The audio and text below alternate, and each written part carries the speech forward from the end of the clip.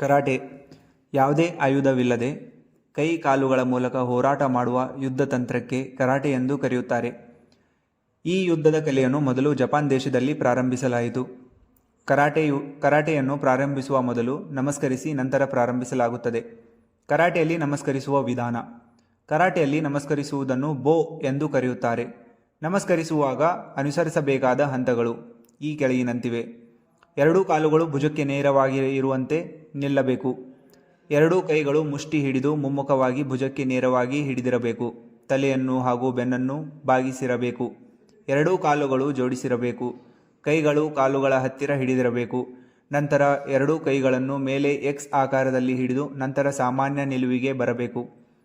ಕಿವದಾಚಿ R horse riding stance, ಕುದುರೆ ನಿಲುವು. ಕರಾಟೆಯಲ್ಲಿ ಕುದುರೆ ನಿಲುವು ಎಂದರೆ ಕುದುರೆಯ ಮೇಲೆ ಕುಳಿತಂತಿರುವ ನಿಲುವು ಎಂದರ್ಥ. ಕುದುರೆ ನಿಲುವು ಮಾಡುವ ವಿಧಾನ. ಕಾಲುಗಳನ್ನು ಭುಜಕ್ಕಿಂತ ಸ್ವಲ್ಪ ಅಗಲವಾಗಿ ಇರಿಸಬೇಕು. ಎರಡೂ ಪಾದಗಳು ನೇರವಾಗಿ ಮುಂದೆ ಇರಲಿ. ಮೊಣಕಾಲುಗಳನ್ನು ಒಳಕ್ಕೆ ಮಡಿಸಿ ಕುದುರೆಯ ಮೇಲೆ ಕುಳಿತಂತೆ. ಬೆನ್ನು ನೇರವಾಗಿರಲಿ. ತೂಕ ಸಮನಾಗಿ ಎರಡೂ ಕಾಲುಗಳ ಮೇಲೆ ಇರಲಿ. ಕೈಗಳು ಸಿದ್ಧ ಸ್ಥಿತಿಯಲ್ಲಿರಲಿ. ಉದ್ದೇಶ ಮತ್ತು ಪ್ರಯೋಜನಗಳು. ಸಮತೋಲನ ವೃದ್ಧಿ ಶರೀರವನ್ನು ಸ್ಥಿರವಾಗಿಡಲು ಸಹಾಯ ಮಾಡುತ್ತದೆ. ಕಾಲುಗಳ ಬಲ. ತೊಡೆ, ಮೊಣಕಾಲು ಮತ್ತು ಪಾದಗಳ ಸ್ನಾಯುಗಳನ್ನು ಬಲಪಡಿಸುತ್ತದೆ. ಶರೀರದ ನಿಯಂತ್ರಣ. ಯಾವುದೇ ದಿಕ್ಕಿನಲ್ಲಿ ದಾಳಿ ಅಥವಾ ರಕ್ಷಣೆಗೆ ತಯಾರಾಗಲು ಸಹಕಾರಿಯಾಗಿದೆ. ಶಿಸ್ತು ಮತ್ತು ಸಹನಶಕ್ತಿ. ಈ ನಿಲುವಿನಲ್ಲಿ ಹೆಚ್ಚು ಸಮಯ ನಿಲ್ಲುವುದರಿಂದ ಸಹನಶಕ್ತಿ ಮತ್ತು ಮನಃಶಕ್ತಿ ಹೆಚ್ಚುತ್ತದೆ. ಮೂಲಭೂತ ನಿಲುವು. ಈ ನಿಲುವು ಕರಾಟೆಯ ಎಲ್ಲ ವಿವಿಧ ಯುದ್ಧ ಕಲೆಯ ತಂತ್ರಗಳಿಗೆ ಮೂಲಾಧಾರವಾಗಿದೆ. Middle punch. ಮಧ್ಯಭಾಗಕ್ಕೆ ಮುಷ್ಟಿಯ ಹೊಡೆತ. ದೇಹದ ಮಧ್ಯಭಾಗವನ್ನು ಗುರಿಯಾಗಿಸಿಕೊಂಡು ಕೊಡಲಾಗುವ ಹೊಡೆತಕ್ಕೆ ಮಿಡಲ್ ಪಂಚ್, ಮಧ್ಯಭಾಗಕ್ಕೆ ಮುಷ್ಟಿಯ ಹೊಡೆತ ಎಂದು ಕರೆಯುತ್ತಾರೆ. ಮಿಡಲ್ ಪಂಚ್ ಮಧ್ಯಭಾಗಕ್ಕೆ ಮುಷ್ಟಿಯ ಹೊಡೆತ ಮಾಡುವ ವಿಧಾನಗಳು ನೋಡುವುದಾದರೆ, ಕಿಬದಾಚಿ ಆರ್ ಹಾರ್ಸ್ ರೈಡಿಂಗ್ ಸ್ಟ್ಯಾನ್ಸ್ ನಲ್ಲಿ ನಿಂತಿರಬೇಕು. ಒಂದು ಕಾಲು ಮುಂದೆ ಮತ್ತು ಇನ್ನೊಂದು ಕಾಲು ಹಿಂದೆ ಇಟ್ಟು ದೃಢವಾಗಿ ನಿಂತಿರಬೇಕು. ದೇಹದ ತೂಕ ಎರಡೂ ಕಾಲುಗಳ ಮೇಲೆ ಸಮನಾಗಿರಬೇಕು. ಎರಡೂ ಕೈಗಳನ್ನು ಮುಷ್ಟಿ ಕಟ್ಟಿರಬೇಕು. ಒಂದು ಕೈ ಮುಷ್ಟಿ ನೇರವಾಗಿ ಮುಂದಕ್ಕೆ ಹೋಗಬೇಕು. ಇನ್ನೊಂದು ಕೈ ಮುಷ್ಟಿ ಹಿಂದಕ್ಕೆ ಎಳೆಯಲ್ಪಡಬೇಕು. ಮುಂದೆ ಹೋಗುವ ಕೈ ಮುಷ್ಟಿಯಿಂದ ನೇರವಾಗಿ ಎದುರಾಳಿಯ ಎದೆ ಅಥವಾ ಹೊಟ್ಟೆಯ ಭಾಗಕ್ಕೆ ಹೊಡೆಯಬೇಕು. ಹೊಡೆತದ ತಕ್ಷಣ ಉಸಿರನ್ನು ಹೊರಗೆ ಬಿಟ್ಟು ಕಿಯಾ ಕೂಗಬೇಕು. ಇದರಿಂದ ಶಕ್ತಿ ಹೆಚ್ಚಾಗುತ್ತದೆ. ಪ್ರಯೋಜನಗಳು. ಎದುರಾಳಿಯ ದೇಹದ ಮಧ್ಯಭಾಗಕ್ಕೆ ಹೊಡೆಯಲು ಮತ್ತು ರಕ್ಷಣೆಗೆ ಸಹಕಾರಿಯಾಗಿದೆ. ದೇಹದ ನಿಯಂತ್ರಣ ಮತ್ತು ಸಮತೋಲನ ಸಾಧಿಸಲು ಸಹಾಯಕವಾಗಿದೆ. ಕೈ ಮತ್ತು ಭುಜದ ಬಲವರ್ಧನೆಗೆ ಸಹಕಾರಿಯಾಗಿದೆ. ಸಂದರ್ಭ ಮತ್ತು ಉದ್ದೇಶಗಳು. ಅನುಮಾನಾಸ್ಪದ ವ್ಯಕ್ತಿ ದಾಳಿ ಮಾಡಲು ಬಂದಾಗ ಮತ್ತು ಆತ್ಮರಕ್ಷಣೆಗೆ.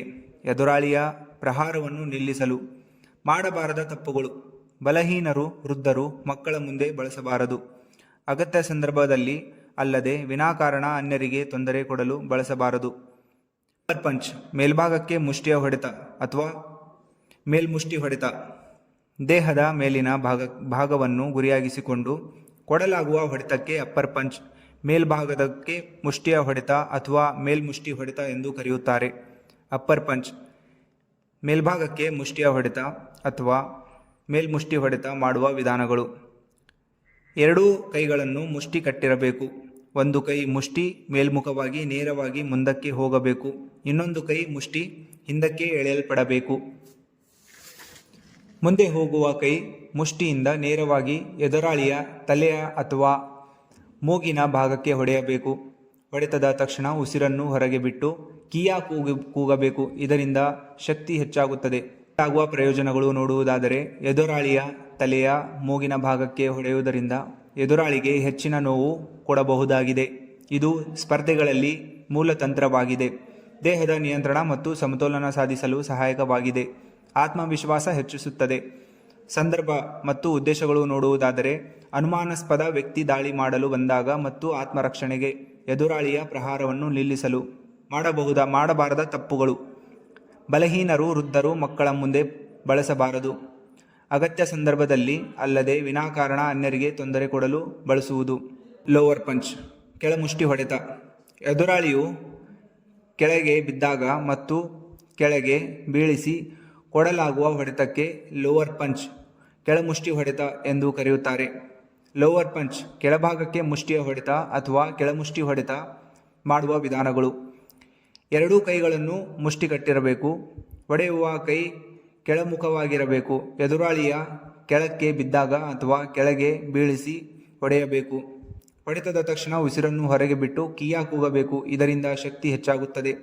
ಪ್ರಯೋಜನಗಳು: ಸೊಂಟ ಭಾಗದಿಂದ ಕೆಳಗಿರುವ ಎದುರಾಳಿಗೆ ಹೊಡೆಯಲು ಈ ತಂತ್ರವನ್ನು ಬಳಸಬಹುದಾಗಿದೆ. ಕಾಲುಗಳಿಂದ ಯಾರಾದರೂ ದೇಹದ ಕೆಳಭಾಗಕ್ಕೆ ಹೊಡೆಯಲು ಬಂದಾಗ ರಕ್ಷಣೆಗೆ ಈ ತಂತ್ರವನ್ನು ಬಳಸಬಹುದಾಗಿದೆ. ಆತ್ಮರಕ್ಷಣೆಗೆ ಸೂಕ್ತವಾದ ತಂತ್ರವಾಗಿದೆ. ಸಂದರ್ಭ ಮತ್ತು ಉದ್ದೇಶಗಳು: ನೆಲದ ಮೇಲೆ ಕುಳಿತು ಎದುರಾಳಿಯ ಪ್ರಹಾರ ಮಾಡುವ ಸಮಯದಲ್ಲಿ ಬಳಕೆಯಾಗುತ್ತದೆ. ತಕ್ಷಣಕ್ಕೆ ಎದುರಾಳಿಯ ಮೇಲೆ ಪ್ರಹಾರ ಮಾಡುವಾಗ ಬಳಸಬಹುದಾಗಿದೆ. ಮಾಡಬಾರದ ತಪ್ಪುಗಳು: ಬಲಹೀನರು, ವೃದ್ಧರು, ಮಕ್ಕಳ ಮುಂದೆ ಬಳಸುವುದು. ಅಗತ್ಯ ಸಂದರ್ಭದಲ್ಲಿ ಅಲ್ಲದೆ ವಿನಾಕಾರಣ ಅನ್ಯರಿಗೆ ತೊಂದರೆ ಕೊಡಲು ಬಳಸುವುದು.